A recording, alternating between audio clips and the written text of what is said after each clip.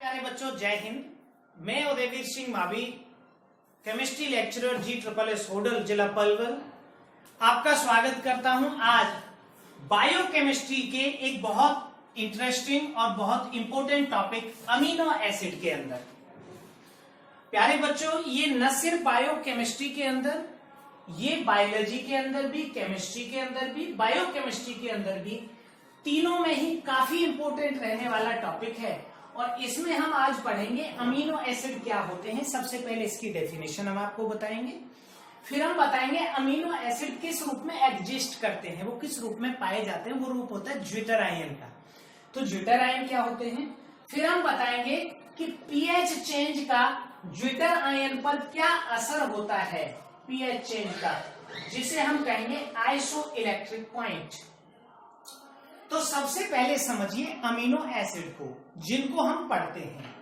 तो प्यारे बच्चों, अमीनो एसिड ऐसे कंपाउंड्स होते हैं जिनमें एसिड ग्रुप COOH और अमीन ग्रुप NH2 दोनों होते हैं, और ये अल्फा कार्बन पर लगे रहते हैं। ये वाला कार्बन, इसका ये कार्बन अल्फा, और अगर अल्फा कार्बन पर अमीनो ग्रुप लगा होता है तो इन्हें हम कहते हैं अल्फा अमीनो एसिड। अब इन अमीनो एसिड्स के अंदर ये जो NH2 ग्रुप है, ये लोन पेयर के कारण होता है बेसिक नेचर में, और जो COOH ग्रुप है ये होता है एसिडिक नेचर का। अब प्यारे बच्चों, एसिड ऐसे कंपाउंड्स होते हैं जो H ion, hydrogen ion donate करते हैं, और बेस ऐसे कंपाउंड्स होते हैं जो हाइड्रोजन आयन को एक्सेप्ट करते हैं। तो होगा क्या, ये जो आपका अमीनो एसिड था जिस पर NH2 भी था, अमीनो ग्रुप भी, और एक COOH भी ग्रुप था। प्यारे बच्चों, ये अमीनो एसिड मिलकर बनाते हैं प्रोटीन्स को, और प्रोटीन से बनते हैं एंजाइम्स। तो अगर हम ये कहें कि ये इस रूप में एग्जैक्टली पाए ही नहीं जाते, तो प्रोटीन और एंजाइम्स की जो प्रॉपर्टीज है वो इसी से डिसाइड होंगी। तो समझिए किस तरह पाया जाएगा। ये क्या करेगा, इससे एक हाइड्रोजन एक्सेप्ट कर लेगा अमीन ग्रुप, तो ये बन जाएगा हमारा NH3 पॉजिटिव, जिसमें एक H आएगा इधर से CH, और ये बन जाएगा COO नेगेटिव, और इस पर ये कोई अननोन ग्रुप R लगा हुआ है।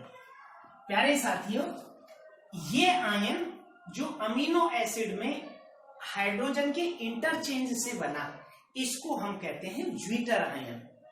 तो ज्विटर आयन ऐसी स्पीशीज होती है which carries both charges same time because of basic and acidic nature of a particular molecule. अगर एक ही मॉलिक्यूल के अंदर एसिड भी हो, उसी के अंदर बेस हो, तो उसके कारण एक ही स्पीशीज पर दोनों चार्ज आ जाते हैं, प्लस का भी और माइनस का भी। इसको हम कह देते हैं ज्विटर आयन।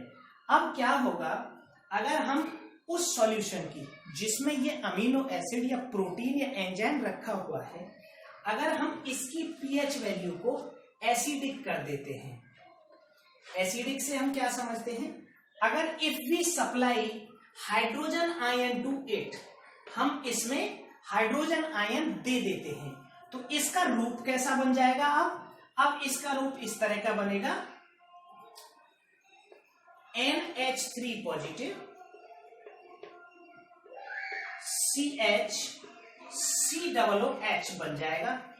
तो इसके ऊपर अब चार्ज रहेगा पॉजिटिव, और अगर हम इसके एसिडिक सॉल्यूशन से, किसी अमीनो एसिड के एसिडिक सॉल्यूशन से इलेक्ट्रिसिटी पास करें, विद्युत पास करें, तो क्योंकि इस पर पॉजिटिव चार्ज है, तो start moving towards negative electrode. तो ये नेगेटिव इलेक्ट्रोड हम कहते हैं कैथोड को। तो प्यारे बच्चों, ये कैथोड की तरफ मूव करना शुरू कर देगा। ये कौन, हमने एक अमीनो एसिड लिया और उसको एक्वस सॉल्यूशन उसका देखा, वो इस रूप में पाया जा रहा था। हमने उस अमीनो एसिड के सॉल्यूशन की पीएच को एसिडिक कर दिया। अब क्योंकि एसिड्स की नेचर तो H+ डोनेट करने की होती है, तो इस एसिड से इस ज्विटर आयन ने H पॉजिटिव ले लिया, ये रहा। अब जैसे ही इसने H पॉजिटिव एक्सेप्ट किया, इस पर ये पॉजिटिव चार्ज बचा रह गया, तो it behave as a positive ion, cation की तरह बिहेव करेगा and cation move towards the cathode.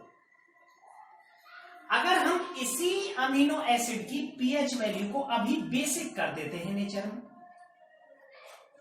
इसके अंदर बेस ऐड कर देते हैं, तो बेस की नेचर होती है उन पर OH होते हैं, तो वो क्या करेंगे, बेस इसका H पॉजिटिव विड्रॉ कर लेंगे। अगर इसका H पॉजिटिव विड्रॉ हुआ तो जो NH3 प्लस था वो तो बन जाएगा NH2 लॉन पेयर के साथ, बाकी CHR और COO नेगेटिव। अब ये बिहेव करेगा एनाइन की तरफ। अगर ये एनाइन है तो एनाइन किसकी तरफ मूव कर जाएगा, एनोड की तरफ मूव कर जाएगा। तो प्यारे बच्चों, अगर हम किसी भी ज्विटर आयन की पीएच वैल्यू को चेंज करते हैं इन एसिडिक और इन बेसिक, तो वो एसिडिक मीडियम में पॉजिटिव आयन की तरह बिहेव करेगा, वो कैथोड की तरफ जाएगा। बेसिक मीडियम में वो नेगेटिव आयन की तरह बिहेव करेगा, एनोड की तरफ जाएगा। अब क्या होता है, अगर कोई भी प्रोटीन उसकी पीएच वैल्यू को हम चेंज कर दें तो वो अपना बिहेवियर खो देता है, उसका नेचुरल बिहेवियर होता है ये। ऐसी pH value, the pH value eight which A zwitter ion remain zwitter ion neither move towards cathode nor towards anode, the pH is said to be isoelectric point.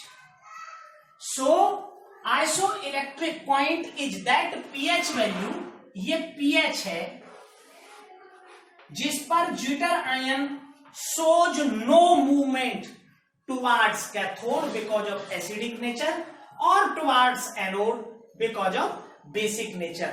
और यही रीजन होता है enzymes works at a particular pH value. Enzyme एक particular pH value पर ही काम करते हैं। Example मैं आपको बताता हूं, अगर हमारी बॉडी में पीएच वैल्यू ब्लड का बेसिक होता है, तो बेसिक जो पीएच है उसके कारण वो ऑक्सीजन कैरी करता है।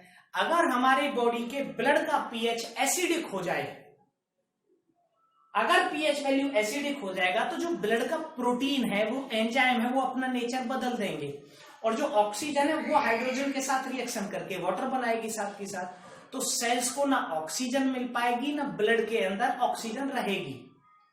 इसीलिए कोई भी जो एंजाइम होता है वो पर्टिकुलर पीएच पर ही वर्क करता है और इसे हम कहते हैं आइसोइलेक्ट्रिक पॉइंट। तो प्यारे बच्चों, अब कुछ basic questions, what are amino acids, what is zwitter ion, what is isoelectric point and why enzymes works at a definite pH value।